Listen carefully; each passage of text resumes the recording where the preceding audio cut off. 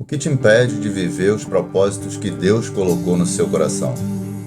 Olá pessoal, meu nome é Júnior Rodrigues e hoje eu quero falar com vocês aqui sobre o que está lá em Atos 21. Aqui em Atos 21, nós vemos uma passagem onde Paulo, então ele está fazendo a sua viagem de volta a Jerusalém. Ele está passando por algumas cidades e aí nesse caminho ele se depara com alguns discípulos que tentam impedi-lo de fazer isso. Mas na verdade, esse propósito o Espírito Santo tinha colocado no seu coração para que ele pudesse ir para lá e fosse preso, para que ele pudesse chegar até Roma. Seu propósito, na verdade, era que ele chegasse até Roma para que ele, então, a partir de todo esse trajeto, de todo esse caminho que ele faria até ele chegar a Roma, na sua prisão, ele poderia, então, evangelizar, falar para os gentios sobre o Evangelho de Jesus. Então a gente vê lá no versículo 8, que fala assim: no dia seguinte partimos e fomos para Cesareia, e entrando na casa de Filipe, o evangelista, que era um dos sete diáconos, ficamos com ele. Filipe tinha 4 filhas solteiras que profetizavam.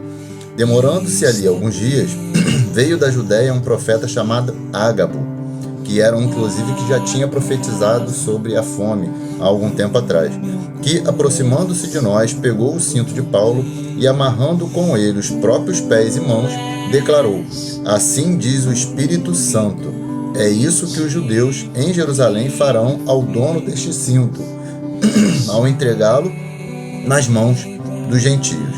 Quando ouvimos essas palavras, tanto nós como os daquele lugar, rogamos a Paulo que não fosse a Jerusalém. Mas ele respondeu: o que estão fazendo ao chorar assim e partir o meu coração? Pois estou pronto não só para ser preso, mas até para morrer pelo Senhor Jesus. Morrer em Jerusalém pelo nome do Senhor Jesus. Como Paulo não deixou se persuadir, conformado dissemos: seja feita a vontade do Senhor. Então a gente percebe aqui que, embora até essas pessoas estivessem com um bom intuito e poderiam até mesmo estar sendo guiadas pelo Espírito, porque lá no versículo 4 fala, movidos pelo Espírito, elas poderiam estar profetizando. Então, das duas uma, ou aquelas profecias que estavam sendo colocadas não eram verdadeiras, não eram realmente do Espírito Santo, ou então a interpretação deles com relação àquela profecia também estaria incorreta. Por quê? Porque, na verdade, a gente tem aqui um direcionamento muito claro do Espírito Santo a Paulo para que ele pudesse, então, cumprir esse propósito, para que ele pudesse chegar a Jerusalém, porque tinha realmente um intuito de Paulo conseguir completar toda a sua missão de levar a palavra de Deus aos gentios. Então que a gente tenha sempre essa convicção, a gente tem essa certeza no nosso coração que aquilo que nos foi dado pelo Espírito Santo nós devemos seguir até o fim.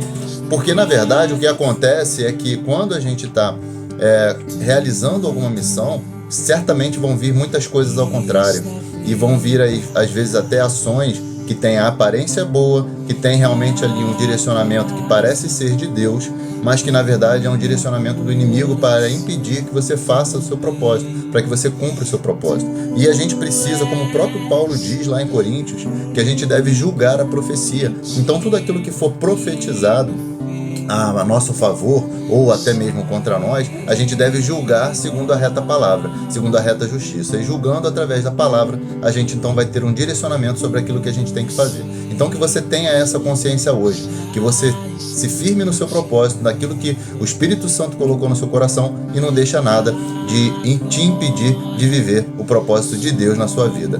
Que você fique com essa palavra hoje. Um grande abraço.